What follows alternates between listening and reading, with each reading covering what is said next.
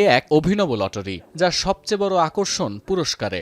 নগদ অর্থ নয়, ভিনদেশ ভ্রমণের টিকিট নয়, পুরস্কার হিসেবে দেয়া হচ্ছে ১৯৪১ সালে আঁকা পাবলো পিকাসোর একটি ছবি, যার নাম টেট দে ফেম বা নারীর মুখের অবয়ব।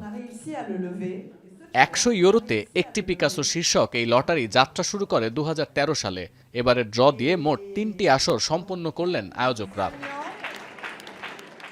১৪ এপ্রিল র্যাফেল ড্রর পর ১০ লক্ষ ইউরো মূল্যের পিকাসোর ওই চিত্রকর্মটি জিতে নিয়েছেন প্যারিসের বাসিন্দা ৫৯ বছর বয়সী সফটওয়্যার ইঞ্জিনিয়ার আরি হোদারা। ১,২০,০০০ টোকেনের ভেতর থেকে লটারির মাধ্যমে বেছে নেওয়া হয় তাকে। My reaction, I was surprised that's it. Actually,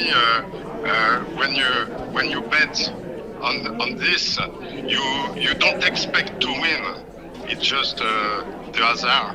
তবে এই লটারির অর্থ আলঝেইমার রোগ নিয়ে গবেষণার কাজে খরচ করা হবে। টিকিট বিক্রি থেকে পাওয়া টাকার মধ্যে ১০ লক্ষ ইউরো ছবির বর্তমান মালিককে দেয়া হবে, বাকি প্রায় ১,১০,০০,০০০ ইউরো দান করা হবে আলঝেইমার রিসার্চ ফাউন্ডেশনে। Before 10 o'clock Paris time, we were sold out. We had to shut down the site, and we stopped selling because we had no more tickets. এর আগে ২০১৩ সালে প্রথম লটারিতে একজন আমেরিকান এবং ২০২০ সালে একজন ইতালীয় নারী পিকাসোর চিত্রকর্ম জিতেছিলেন।